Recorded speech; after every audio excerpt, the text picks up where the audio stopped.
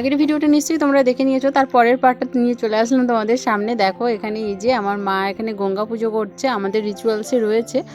তো পুকুর, বড় পুকুর বা দিঘি বা হচ্ছে নদীতে গিয়ে জল সইতে যায় আর কি। তো যেহেতু আমার বাবুর জামা কাপড় ছিল না, তো হলুদ মাখানো আর স্নানের ভিডিওটা তোমাদের সাথে শেয়ার করতে পারিনি, রেস্ট্রিকশান পড়ে যাবে ইউটিউবে। তো ফেসবুকে অবশ্যই আমি ভিডিও শেয়ার করব, সেখান থেকে তোমরা দেখে নিতে পারো। তো সে যাই হোক, চলো।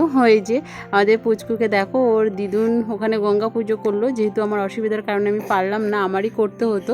তো ওর দিদুন সবটা করেছে, মানে আমার মা গঙ্গা পুজো থেকে ওকে স্নান করে দেওয়া, গায়ে হলুদ তোলা সবটাই করেছে। তারপরে দেখো এত বেশি কান্না করছিল বিশেষ দিনে। ওই যে বললাম বিশেষ দিনে না ছোট বাচ্চারা বেশি ঝামেলা করে, বেশি অশান্তি করে অনুষ্ঠানটা ওকে নিয়ে। আর ও এত বেশি কান্না করছিল, লাস্টে একটুখানি ঘুমিয়ে পড়েছে। তারপরে গিয়ে অনুষ্ঠানটা বা রিচুয়ালসগুলো করতে হয়েছে।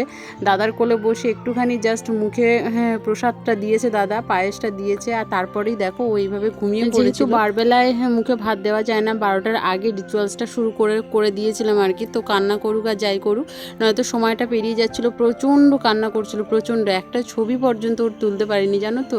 তো কী আর করবো, দেখো একে একে করে সবাই আশীর্বাদ করছে। ওর ঠাম্মি আশীর্বাদ করে ওকে বালা পরিয়ে দিল। আর দেখো ওর বাবা, এই যে ওর বাবা এখানে আশীর্বাদ করছে। আমি যেহেতু আশীর্বাদ করতে পারবো না, কি করব বলো, ও অর্ধ ঘুমন্ত আছে। তো ঘুমিয়ে থাকলে আশীর্বাদ করতে নেই বলে লোকে, তো কিছু করার নেই। বারবেলা যেহেতু পড়ে যাচ্ছে বা সময় পেরিয়ে যাচ্ছে, তো ওই জন্যই আর কি। তো ওর বাবার আর আমার তরফ থেকে দেখো ছোট্টখাট্ট একটা গিফট। আমাদের মতন পরিবারে সোনা গয়নার ধারে যাওয়ার মতন মানে কি বলবো পরিস্থিতি নেই, সেরকম সামর্থ্যও নেই। তো দেখো আমি আর ওর বাবা দুজনে মিলে একটা কোমরবন্ধনী, রূপোর যে কোমরবন্ধনী হয়, তো সেটাই ওকে গিফট করলাম আপাতত। তো জানি না কোনোদিনও সোনা দিতে পারবো কিনা, কারণ প্রচণ্ড সোনার দাম। আর আমাদের পরিস্থিতি অনুযায়ী সোনাটা আমাদের মানে কি বলবো ভাবনারও বাইরে। পাড়া প্রতিবেশী থেকে শুরু করে আত্মীয় স্বজন সকলে একে একে করে চলে এসে ওকে দেখো আশীর্বাদ করছে, সঙ্গে গিফট দিচ্ছে, সঙ্গে একটু করে প্রসাদও খাইয়ে দিচ্ছে।